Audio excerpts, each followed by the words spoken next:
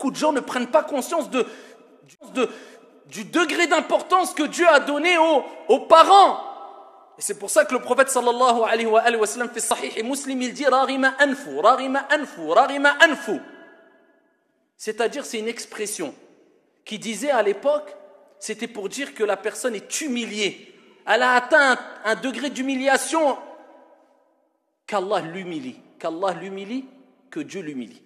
Le prophète a répété 3 fois, ils ont dit, qui est au messager de Dieu?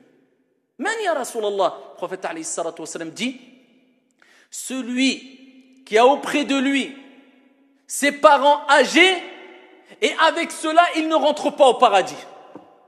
Pour rappeler, si tes parents sont âgés, ils sont près de toi, c'est très facile pour toi de rentrer au paradis. Car ton père et ta mère sont ton paradis. Et c'est pour ça, fait sahih, le prophète alayhi salatu wa sallam a dit, le paradis est sous les pieds des parents. Et dans un autre hadith, est sous les pieds de la mère. Tes parents, ils vont vieillir auprès de toi. Ça veut dire quoi? Dans ta maison. Dans ta maison, ça veut dire que tu ne les mets pas dans une maison de retraite, comme on fait aujourd'hui, où dès que les parents ils sont vieux, on les prend, on les jette dans la maison de retraite et on vient les voir une fois dans l'année. Et tout le reste de l'année, on ne s'occupe pas d'eux. Non, Allah il te dit, s'ils atteignent la vieillesse, auprès de toi. Quand tes parents ils sont âgés, ils restent chez toi. Parce que quand tu étais petit, ils ne t'ont pas envoyé dans une pension, ils t'ont gardé chez eux et ils sont occupés de toi.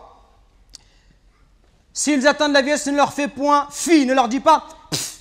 Ça, juste le fait de dire mes frères et sœurs. Comprenez bien ce qu'Allah nous demande. Le simple fait de dire à son père, ça c'est interdit. Que dire de celui qui se plaint et qui dit à son père ou à sa mère, tu comprends rien, mais c'est toujours pareil avec toi, mais ceci, mais cela.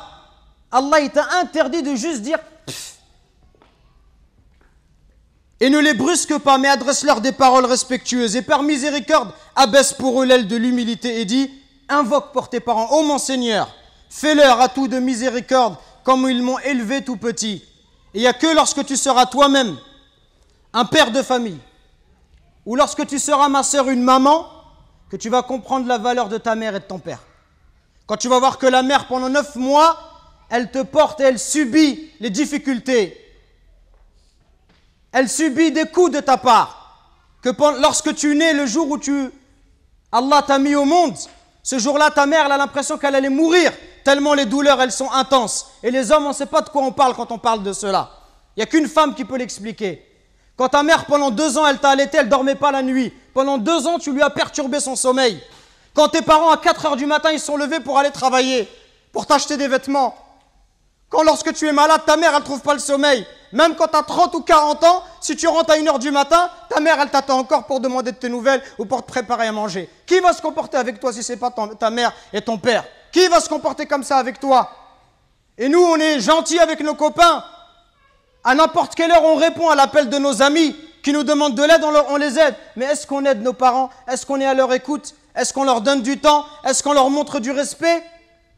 Les anciens, ils disaient, Zayd al-Abidin, le petit-fils de Ali ibn Abi Talib, il disait, on lui disait, toi, tu es quelqu'un de très bon avec tes parents, pourquoi tu manges jamais avec ta mère? Il dit, parce que j'ai peur, si ma mère, elle voit dans l'assiette quelque chose qu'elle a envie de prendre, et si je le prends avant elle, j'ai peur qu'Allah, il compte cela comme la désobéissance. Et il disait rien d'étonnant à cela. Il disait, ceux qui ont vécu avant nous, ils considéraient comme un manque de respect envers les parents que d'habiter au premier étage et que de laisser habiter les parents au rez-de-chaussée. Regardez jusqu'où ça allait. Allahu Akbar.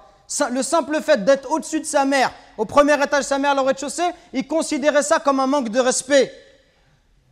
Et d'autres chez les Sahaba, ils disaient, quand il y avait un scorpion qui est rentré dans un trou, il a mis sa main et il s'est fait piquer. On lui dit, pourquoi tu mets ta main alors qu'il y a un scorpion? Il dit, parce que j'ai peur que ce scorpion il sorte et qu'il ne pique ma mère. Regardez le respect. Et regardez aujourd'hui l'attitude des enfants envers les parents. Regardez ne serait-ce que le regard, les yeux.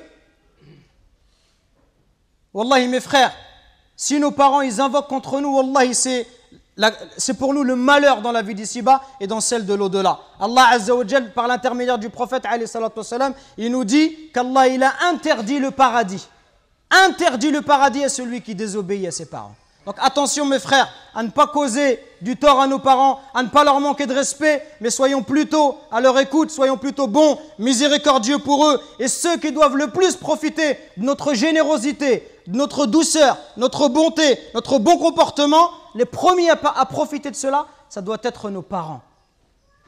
Parce que viendra un jour où ils vont partir Et le jour où ils vont partir, tu vas regretter. Et tu vas dire, ah, si je pouvais encore faire du khair à mon père, si je pouvais encore faire du khair à ma mère.